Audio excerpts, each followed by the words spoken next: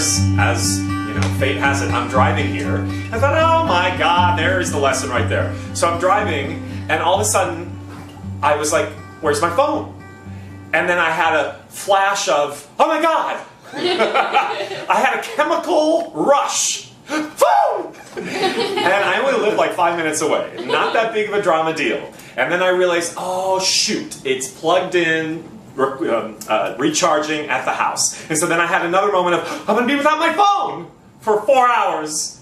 And I was like, oh my God. You are a crack addict. You are addicted to technology, even though I'm always teaching and preaching, teacher-preacher, about getting away from our addiction to constantly feeding us in ways or stimulating us in ways that are really dysfunctional and at a disservice whether we realize it or not. So I was like, oh, well, that's what I have to lecture on. And I started thinking about it in terms of our neurological fibers in our body have a protective coating called a myelin sheath, right? And I sometimes think when we are, do you ever feel this in life? Like you are constantly being bombarded in your brain with sound bites and videos and updates and tweet feeds and Facebook posts and news flashes and Instagram pics and constant, do you not, am I the only one who feels that? Where your brain feels like it's swelling to the point where it's about to explode? So when I was thinking, I guess I'm the only one who feels that, but I feel very overstimulated by it, and sometimes I feel system shutdown. And so my thing about our neurological wiring has a protective sheath around it. It's kind of weird that I'm doing that, but anyway. Okay, so where was I? I'm distracted by my audiovisual movements. Well, yes, a protective sheath. And so I sometimes feel like when I can only speak for myself, when I'm being bombarded with constant stimulus, people, that it's almost like my own sort of energy grid or my own being is being like the neurological protective sheath is being sort of worn away to the very nub so that I'm feeling like very raw and exposed. And that's not healthy.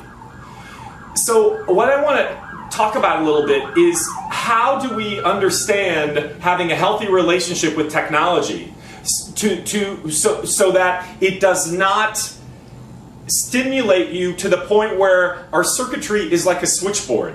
And if it's constantly overstimulated, it's going to overheat and spark and short circuit. Our bodies require repose. They need it. Cellularly, spiritually, psychologically, emotionally, physically. They require space. They require elasticity.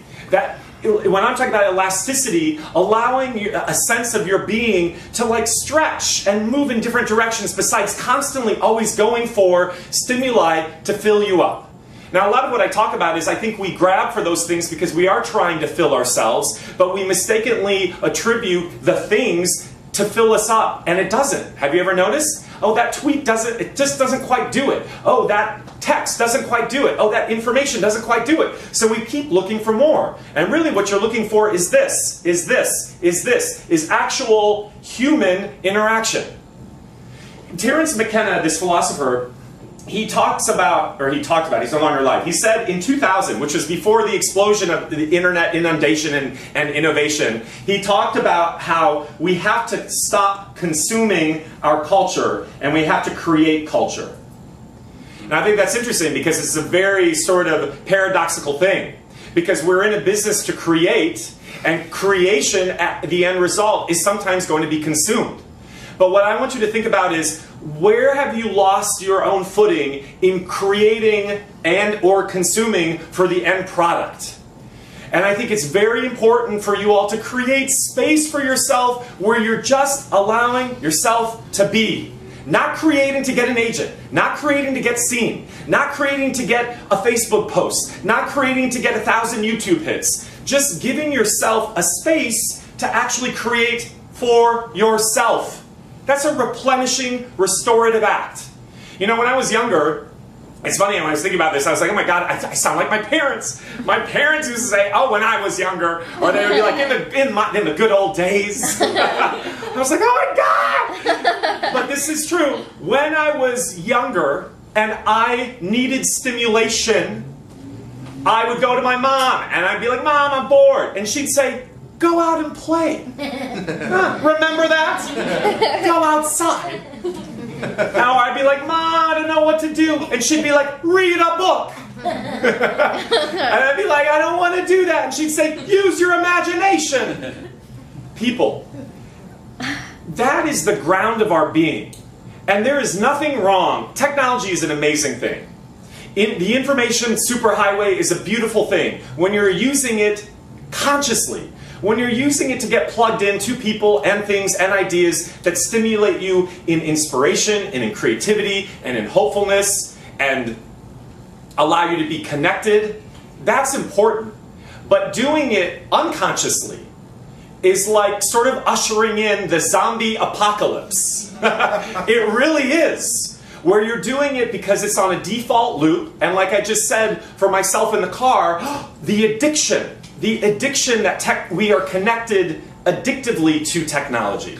So instead, what if this week you thought about it in terms of, when I'm reaching for that thing, am I doing it out of habit because I actually don't want to be in that space of repose, or boredom, or being, or doing nothing? And so I'm constantly have to fill myself, because even if I fill or distract myself, then I feel like I'm actually doing something. It's actually just the opposite. You guys, I'll end again with this. It's very important to remember. Not only is it essential for your being to have moments of downtime, repose, boredom, quietness, stasis, it's actually also a fundamental part of the creative process. Without it, you can't create. You are not beings to constantly be fed an onslaught of stuff. You can't find your way through it if you're constantly being bombarded with it.